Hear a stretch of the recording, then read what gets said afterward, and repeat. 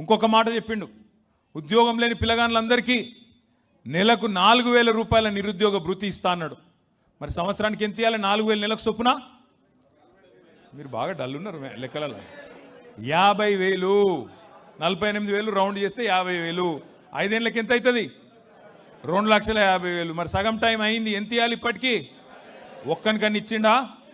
ఇక మా ఆడబిడ్డలకు వాగ్దానం చేసిండు, అత్తకు 4,000, కోడలకు 4,000, కోడలకు 2,500. మరి 2,500 నెలకంటే 12 నెలలకు ఎంత అవుతుంది? మీరు బాగా డల్లున్నారా మ్యాథ్స్లో? వీళ్ళందరినీ అన్న లెక్కల పంతులు పెట్టి సిన్న లాభం లేదు వీళ్ళతో.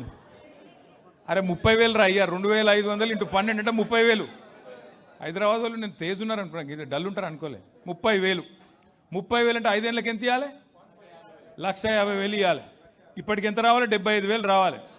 వచ్చినాయి వాళ్ళకన్నా 75,000 నేను ఇవ్వాలి. అందుకే ఖైరతాబాద్ నియోజకవర్గం మా తమ్ముళ్ళు, మా అన్నలు, మా అక్కలు, చెల్లెళ్ళ సమక్షంలో చెప్తున్నా, రేవంత్ రెడ్డి నువ్వు చెప్తున్నావు కదా 1,000,000 మంది మహిళల్ని కోటీశ్వరులు చేస్తా అంటుండు రేవంత్ రెడ్డి. నువ్వు కోటీశ్వరులు చేసుడు దేవుడు ఎరుగు. లక్షాధికారులు చేయరా భయ్, నువ్వు ముందైతే లక్షాధికారులు చేయి. చెప్పినావు కదా ఒక్కొక్కరికి 1,50,000 ఇస్తా అని చెప్పింది కదా ఆడబిడ్డలకు. నువ్వు 1,50,000 రూపాయలు కింద 1,000,000 మంది ఆడబిడ్డలకు ఇస్తే నేను రాజీనామా చేసి పోతా అని చెప్పి రేవంత్ రెడ్డి గారికి నేను చెప్తా ఉన్నాను. నీ బాధ ఏంది? ఆయన బాధల్లో మన పదవులు కావాలనే కదా, మనం ఉండద్దు రాజకీయంలో, మనం పక్కకోవాలనే కదా. నువ్వు 1,000,000 మంది ఆడబిడ్డలకు బాకీతో సహా పోయిన 2.5 సంవత్సరాలు, వచ్చే 2.5 సంవత్సరాలు ఒక్కొక్కలకు 1,50,000 చెప్పున మొత్తం అందరికీ ఆడబిడ్డలకు నేను రాజీనామా చేస్తా. అట్లాగే మా తమ్ముళ్ళకి చెప్పినావు కదా 4,000 రూపాయలు ఇస్తా నిరుద్యోగ భృతి అని. పోయిన 2.5 సంవత్సరాలు, వచ్చే 2.5 సంవత్సరాలు మొత్తం కలిపి 4,000 చొప్పున 40 లక్షల మంది మా తమ్ముళ్లకు, చెల్లెలకి తప్పకుండా రాజకీయమే వదిలేస్తా అని చెప్పి కూడా నేను నీకు విజ్ఞప్తి చేస్తా ఉన్నా. ఎందుకు చెప్తున్నా అంటే, మో చేతికి బెల్లం పెట్టిండు, ఆగం చేసిండు, పోయి కుర్చీలో కూర్చున్నాడు. హైదరాబాదులు, ఖైరతాబాదులు మీరు నమ్మలే. హైదరాబాద్లో ఒక్కడు కూడా కాంగ్రెస్ నమ్మలే. ఒక్క సీటు కూడా ఇవ్వలే మీరు కాంగ్రెస్. మీరు ఎవరైనా నాగేందర్ కోటేసినారు? నాగేందర్కి వేయలే, కేసీఆర్ మీరంతా మాకు తెలుసు. నాగేందర్ చూసి ఓడెత్తాడు, నాగేందర్ని చూసి ఓటెత్తే మొత్తం నాకేస్తాడు, తెలియదా మనకు?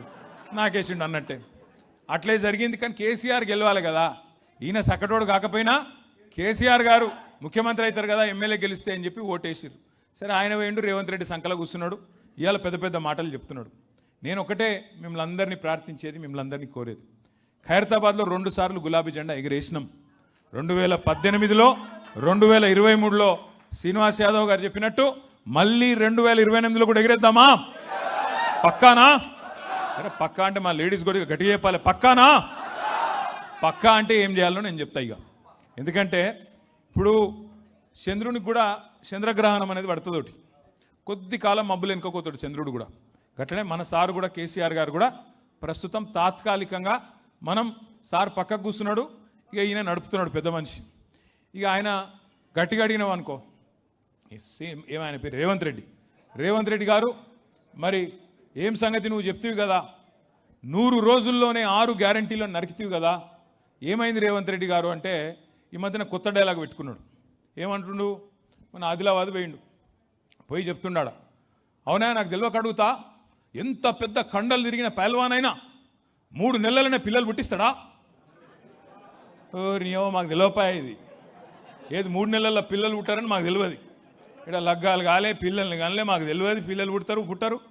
నేను ఒకటే అడుగుతున్నా రేవంత్ రెడ్డి గారిని, అయ్యా 3 నెలల్లో పిల్లలు పుట్టరని మాకు కూడా ఎరికే, మా అందరికీ తెలుసు, నీ ఒక్కనికే కాదు. కానీ మరి 30 నెలల్లో కూడా పిల్లలు పుట్టకపోతే నిన్నేమని విలువాలరా భయ్, నాకు తెలియక అడుగుతున్నా.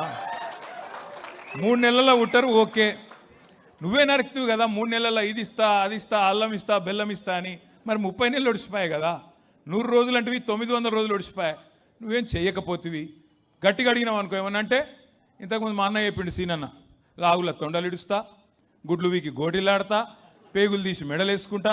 పేగులు మెడలు వేసుకునేది ఏంది నాకు అర్థం కాదు. మన బోటి కొట్టేటోడు కూడా వేసుకోడు, వీడు ముఖ్యమంత్రి. ఈ మాటలు మాట్లాడితే ఏమనాలి చెప్పు? పేగులు మెడలు వేసుకుంటా, ఎవరు వేసుకుంటావు? చూసినాం నిన్న ఎంత దుర్మార్గుడు అంటే, సొంత పార్టీలోనే వెన్నుపోటు ఓడిచిండు. ఆమె ఒక ఆమె ఉండే పాపం పెద్ద మనిషి, మీనాక్షి నటరాజన్ అని, కొద్దిగా నిజాయితీ గల మనిషి, రాహుల్ గాంధీ నమ్మినబ్బంటు. ఆమెను వీడు లంగున్నాడు, జర చూడు అని చెప్పి పంపించిండు రాహుల్ గాంధీ. ఆమె కొద్దిగా చూసింది, వీడు భూములు అమ్ముకుంటాడు, కాంట్రాక్ట్లు అమ్ముకుంటాడు, వీడు నిజంగానే లంగున్నాడు అని పోయి రాహుల్ గాంధీకి చెవులు చెప్పింది. పగబట్టిండు మనోడు. పగబట్టి ఎట్లన్నా చేసి సందు దొరికినప్పుడు చెప్పాలని చెప్పి ఓ దొంగ కేసు పెట్టించిండు హైదరాబాద్లో. ఆమెకు తెలియని కూడా తెలియదు పాపం కేసు ఉందని. ఆమె పోయి ఏం చేసింది, అక్కడెక్కడో మధ్యప్రదేశ్లో ఎలక్షన్, రాజ్యసభ ఎలక్షన్కు నామినేషన్ వేసింది. వీడు ఎంత లంగా అంటే ఆమె మీద పగబట్టిండు కదా, ఈ కేసు ఉన్న విషయం బీజేపీ వాళ్ళకి చెప్పిండు. బీజేపీ వాళ్ళు పోయి ఎలక్షన్ కమిషన్కి షికాయత్ చేసారు. పాపం ఆమెకు రాజ్యసభ రాకుండా చేసిండు. ఒక గసంటోడు. అంటే వేరే వాళ్ళకి శటకోపం పెట్టుడు కాదు, సొంత పార్టీ వాళ్ళకి కూడా గుండు కొట్టిండు శటకోపం పెట్టిన లంగా రేవంత్ రెడ్డి. అందుకే నేను మీకు చెప్పేది, గతంలో కూడా చెప్పినా మళ్ళీ కూడా చెప్తున్నా, ఇసొంటి వాళ్ళని నమ్ముకొని మనం తెలంగాణను ముందుకు తీసుకుపోతామంటే కుక్కతోక పట్టుకొని గోదావరి ఇదినట్టే ఉంటుంది. అది అయ్యే పని కాదు. ఇంకో 2 ఏళ్ళు కాకపోతే భరించాలి. ఏం చేస్తాం, ఒక తప్పుకు శిక్ష 5 ఏళ్ళు, ఒక తప్పుడు నిర్ణయానికి శిక్ష 5 ఏళ్ళు తప్పది. కానీ బాధపడే అవసరం లేదు, భయపడే అవసరం లేదు. మన నాయకుడు కేసీఆర్ గారు బ్రహ్మాండంగా మంచి ప్రణాళికలు రూపొందిస్తూ ఉన్నాడు. మాకు ఆదేశం ఇచ్చిండు, నాకు, శ్రీనివాస్ యాదవ్ గారికి, శ్రవణ్ గారికి. ఇవాళ ఎవరైతే ఎమ్మెల్సీలు ఎమ్మెల్యేలు ఉన్నామో ఒకటే మాట చెప్పిండు కేసీఆర్ గారు. ఏం చెప్పినాడంటే, గుర్తు చేయండి హైదరాబాద్ ప్రజలకి 2014 ముందు ఎట్లుండే కరెంటు పరిస్థితి, ఎంత ఘోరంగా ఉండే కేసీఆర్ రాకముందు ఒక్కసారి యాద్ చేయండి. ఆ రోజుల్లో 2014 ముందు కాంగ్రెస్ ప్రభుత్వం ఉన్నప్పుడు ఎంత ఘోరంగా ఉండే కరెంట్ అంటే, ఎండాకాలం వచ్చిందంటే ఎక్కడ కూడా కనీసం పంక తిరిగే పరిస్థితి లేదు. మధ్యాహ్నం ఓ 10 నిమిషాలు పొద్దంతా పనిచేసి 10 నిమిషాలు కునుకుదిద్దాం పండుకుందాం అంటే కూడా ఇంట్లో పంక తిరగదు. ఇన్వర్టర్ అన్న పెట్టుకోవాలి, లేకపోతే అపార్ట్మెంట్ల కింద జనరేటర్ అన్న ఉండాలి. ఆ జనరేటర్ డీజిల్ గబ్బుతోనే అపార్ట్మెంట్ అంతా ఆగం కావాలి తప్ప ఆనాడు కరెంటు కూడా దిక్కులేదు హైదరాబాద్లో 2014 ముందు. మనకి ఇళ్లలోనే కాదు, పరిశ్రమలు నడుపుదామంటే కార్మికులు ఎవరైతే పనిచేస్తారో అక్కడ వారానికి 3 రోజులు పరిశ్రమ యజమానులు సెలవు ప్రకటిస్తుండే, హాలిడే ప్రకటిస్తుండే, ఇండస్ట్రియల్ హాలిడే. 3 రోజులు వారంలో, 4 రోజులే పరిశ్రమలు నడిచే పరిస్థితి. అట్లాంటిది కేసీఆర్ గారు వచ్చినాక 6 నెలల లోపలనే 24 గంటల కరెంటు హైదరాబాద్కు మళ్ళీ తిరిగి పరిచయం చేసిన నాయకుడు మన నాయకుడు కేసీఆర్ గారు. అదే స్ఫూర్తితోని మీకు చెప్పమన్నాడు, నాకు శ్రీనివాస్ యాదవ్కు కేసీఆర్ గారు చెప్పినారు. ఏం చెప్పిండు, 24 గంటల కరెంట్ ఎట్లయితే ఇచ్చినామో మళ్ళీ 2028లో తిరిగి వచ్చిన తర్వాత 24 గంటలు మంచినీళ్ళు ఇచ్చే బాధ్యత కూడా మనమే తీసుకుందాం. గులాబీ జెండానే తీసుకుంటుంది. గల్లీ గల్లీకి, ఇంటింటికి 24 గంటల మంచినీళ్ళు కూడా ఇచ్చి చూపెడతామని చెప్పి కూడా నేను విజ్ఞప్తి చేస్తున్నా. 24 గంటల కరెంట్ ఇచ్చిన పార్టీయే రేపు 24 గంటల మంచినీళ్ళు కూడా మీకు ఇచ్చి చూపెడతాం. కేసీఆర్ గారు ఏదైనా పట్టుదలగా తీసుకున్నాడంటే బరాబర్ చేసి తీరుతాడు. రానే రాదన్నారు తెలంగాణ. యాడైతే తెలంగాణ అయితదాకి బకటాయనతో అన్నారు. వచ్చిందా లేదా ఇవాళ తెలంగాణ? గట్టిగా పట్టుబడితే ఇంపాసిబుల్ అనుకున్న తెలంగాణనే సాధించిన నాయకుడు కేసీఆర్. కరెంటు రాదన్నారు, తెచ్చి చూపెట్టిండు. పరిశ్రమలు పారిపోతాయన్నారు హైదరాబాద్కి వెళ్ళి. ఏం చేసిండు కేసీఆర్ గారు? 3 లక్షలు ఉండే ఉద్యోగాలు ఐటీలో 3,23,000 ఎక్కడికెళ్ళి ఎక్కడ తీసుకుపోయిండు? 10 ఏళ్లలో 3,23,000 వెళ్ళి 10 లక్షల ఉద్యోగాలకు తీసుకుపోయిండు కేసీఆర్ గారు ఐటీ రంగంలో మన పిల్లల కోసం. అట్లాగే ఏం చేసిండు కేసీఆర్ గారు అంటే 1-2 కాదు, కరెంటు మంచిగా చేసిండు. మీ ఖైరతాబాద్లోనే జలమండలి ఆఫీస్ ఉంటుంది. నేను చిన్నప్పటికెళ్ళి నేను కూడా మీ ఖైరతాబాద్లో పెరిగిన, ఎర్రమంజిల్లో పెరిగిన. నేను ఆ నిమ్స్ హాస్పిటల్ పక్కకు ఎర్రమంజిల్ కాలనీ క్వార్టర్లు ఉంటాయి, ఎమ్మెల్యే క్వార్టర్లు ఉంటాయి, అందులో పెరిగిన నేను కూడా. ఆ 135 బస్ ఎక్కి పోయేటోని నేను కూడా. ఏదో వెంకటరమణ కాలనీ మీదకి వెళ్ళి ఆనందనగర్ కాలనీ మీదకించి ఖైరతాబాద్ చౌరస్తా మీకు అందులోకెళ్ళి పోయినోని నేను కూడా. 135A అనుకుంటుంది.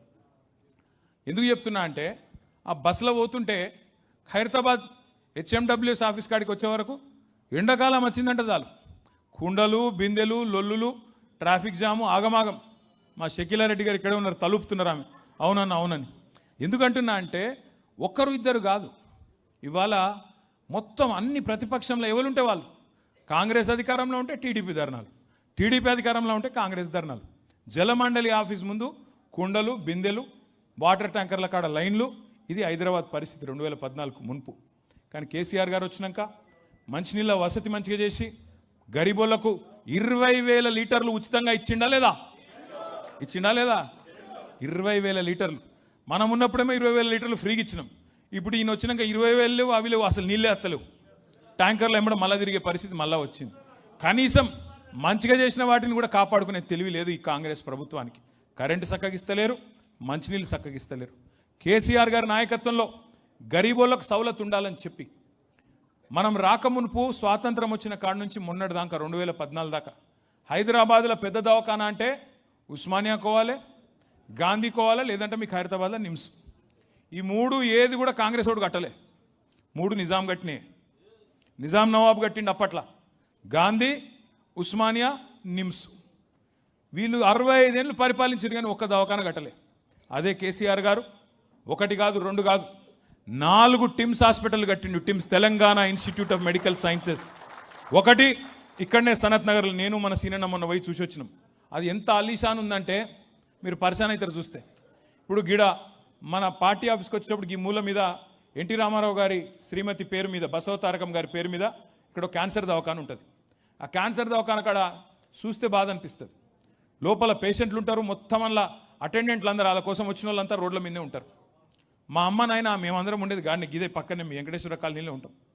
వాళ్ళు మా అమ్మ నాయన చూసేది ఎప్పుడు చూసారా, ఇది ఏంది రోడ్ల మీద వండుడేంది, ఈ ఫుట్పాత్ల మీద ఉండుడేంది అని బాధతోని ఒకరోజు బాలకృష్ణ గారు వస్తే ఆ క్యాన్సర్ హాస్పిటల్కి ఏదో ట్యాక్స్ రిలీఫ్ కావాలని వచ్చిండు బాలకృష్ణ గారు. కేసీఆర్ గారే చెప్పి తమ్ముడు నువ్వు కట్టు, వాడు ఉండేటోళ్ళకు కూడా ధర్మశాలలు కట్టు అని చెప్పి జాగిప్పించి బ్రహ్మాండంగా ధర్మశాలలు కూడా కట్టించడమే కాకుండా అక్కడ కట్టించడే కాదు, ఇలా కొత్తగా కట్టిన టిమ్స్ హాస్పిటల్లో 1000 పడకల ఆసుపత్రి, ఒక్కొక్కటి 1000 పడకలతో పాటు అక్కడ ఉండే అటెండెంట్స్ కోసం కూడా 200 బెడ్లు సపరేట్గా ధర్మశాల కట్టించిన నాయకుడు కేసీఆర్ గారు. ఎంత ఆలోచన ఉండాలి ఒక ముఖ్యమంత్రికి, ఎంత సోయి ఉండాలి. అట్లా రోడ్ల మీద ఉండేది పాపం, వాళ్ళు ముందే అవస్థలు ఉన్నారు అని చెప్పి బాధతో కట్టించిండు. అదొక్కటే కాదు, మీ